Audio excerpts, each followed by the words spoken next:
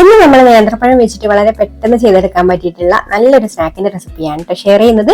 അപ്പൊ നേട്ടതാ ഞാനിവിടെ 2 നേന്ത്രപ്പഴം എടുത്തിട്ടുണ്ട്. അപ്പോൾ പഴം എടുക്കുമ്പോൾ ഒരുപാട് പഴുപ്പ് കൂടിയിട്ടുള്ള പഴം എടുക്കരുത്, പഴുക്കാത്ത പഴം എടുക്കരുത് കേട്ടോ. പാകത്തെ പഴുപ്പിലുള്ള പഴം തന്നെ വേണം എടുക്കാൻ വേണ്ടിയിട്ട്. എന്നിട്ട് പഴത്തിന്റെ തൊലിയൊക്കെ കളഞ്ഞിട്ട് ഇതുപോലെ രണ്ടായിട്ടൊന്ന് മുറിച്ചെടുത്തതിന് ശേഷം ഒന്ന് പൊളിച്ചെടുത്തിട്ടുണ്ട്.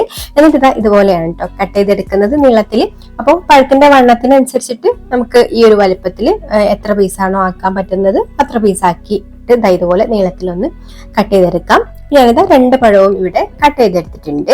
ഇനി ഇതാ നമുക്കൊരു ബാറ്റർ റെഡിയാക്കി എടുക്കാൻ വേണ്ടിയിട്ട് ഒരു ബൗളിലേക്ക് 1/2 കപ്പ് മൈദ ചേർത്ത് കൊടുക്കുന്നുണ്ട്. പിന്നെ ഇതിലേക്ക് പാകത്തിനുള്ള ഉപ്പും ആവശ്യത്തിന് വെള്ളവും കൂടെ ഒഴിച്ചു കൊടുത്തിട്ട് നന്നായിട്ടൊന്ന് മിക്സ് ചെയ്ത് കൊടുക്കാം. ഇത് നമ്മൾ പഴംപൊരിയുടെ ബാറ്ററിന്റെ അത്രയും തിക്കാക്കി ഒന്നും എടുക്കണ്ട കേട്ടോ. കുറച്ചൊരു ലൂസായിട്ടുള്ള ബാറ്ററാണ് വേണ്ടത്. എന്നാൽ ഒരുപാട് ലൂസായിട്ടും അല്ല, ദോശമാവിന്റെ ഒക്കെ ഒരു കൺസിസ്റ്റൻസി ഉണ്ടല്ലോ, ആ ഒരു ലൂസിലുള്ള ബാറ്റർ ആണ് കേട്ടോ നമുക്ക് വേണ്ടത്. ഈ ഒരു ലൂസിൽ മതി, ഒരുപാട് തിക്കും ആക്കണ്ട, ഒരുപാട് ലൂസും ആക്കണ്ട. പിന്നെ നമുക്ക് ഇതിലേക്ക് വേണ്ടത് ഇതുപോലുള്ള സ്ട്രിപ്സ് ആണ്. ഇതിപ്പോ ഞാൻ സമൂസയുടെ ഷീറ്റാണ് കേട്ടോ എടുത്തിട്ടുള്ളത്. സമൂസയുടെ ഷീറ്റ് വീട്ടിൽ ഉണ്ടാക്കുന്ന സമയത്ത് നമ്മൾ വേസ്റ്റ് കട്ടിംഗ് പീസ് ഒക്കെ വരില്ലേ, അപ്പൊ അതാണ് എടുത്തിട്ടുള്ളത്. അല്ലെങ്കിൽ വാങ്ങിക്കുന്ന സമൂസ ഷീറ്റ് ആയാലും മതി. അല്ലെങ്കിൽ നമ്മൾ മൈദ ജസ്റ്റ് ഒന്ന് പരത്തിയിട്ട് കുഴച്ച് പരത്തിയിട്ട് ചട്ടിയിലിട്ടിട്ട് ഒന്ന് ചൂടാക്കി എടുത്താൽ മതി കേട്ടോ. പുറപ്പുറം ഒന്ന് ചൂടാക്കി എടുത്തിട്ട് ഇതുപോലെ കട്ട് ചെയ്തെടുത്താൽ മതി. എന്നിട്ട് നമ്മൾ ഈ ഒരു പഴത്തിന്റെ പീസ് ബാറ്ററിൽ ഡിപ്പ് ചെയ്ത് കൊടുത്തതിന് ശേഷം നമ്മളിതാ ഈ ഒരു സ്ട്രിപ്സ് വെച്ചിട്ട് ഇതുപോലെ ഒന്ന് കോട്ട് ചെയ്ത് കൊടുക്കാം കേട്ടോ. ഈ ഒരു സ്ട്രിപ്സ് ഇതിന്റെ മുകളിൽ ഒന്ന് ഇങ്ങനെ ചുറ്റിച്ചു കൊടുത്താൽ മതി. അപ്പൊ അവിടെ സ്റ്റിക്ക് ആയിട്ട് ഇരുന്നോളൂ കേട്ടോ.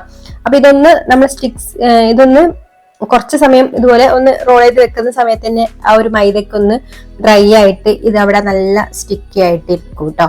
ഒട്ടും തന്നെ വേർപെട്ട് പോകുന്നില്ല. അപ്പൊ ഇതുപോലെ നമുക്ക് എല്ലാ പഴത്തിന്റെ പീസും ഒന്ന് ചെയ്തെടുക്കാം.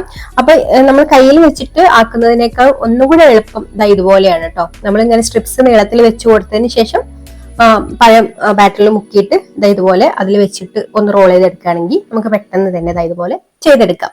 എന്നിട്ട് നമ്മൾ എണ്ണ ചൂടായി വരുമ്പോൾ അതിലേക്ക് ഇട്ട് കൊടുത്തിട്ട് ഫ്രൈ ചെയ്തെടുക്കാം. അപ്പോൾ എല്ലാ സൈഡും ഒരുപോലെ കളറായിട്ട് കിട്ടാൻ വേണ്ടിയിട്ട് ഇതുപോലൊക്കെ ഒന്ന് തിരിച്ചു മറിച്ചൊക്കെ ഇടക്ക് ഇട്ട് കൊടുക്കാം കേട്ടോ. എന്നിട്ട് ഇതുപോലെ നല്ലൊരു ഗോൾഡൻ കളറായി വരുന്ന സമയത്ത് നമുക്കിത് എടുക്കാം.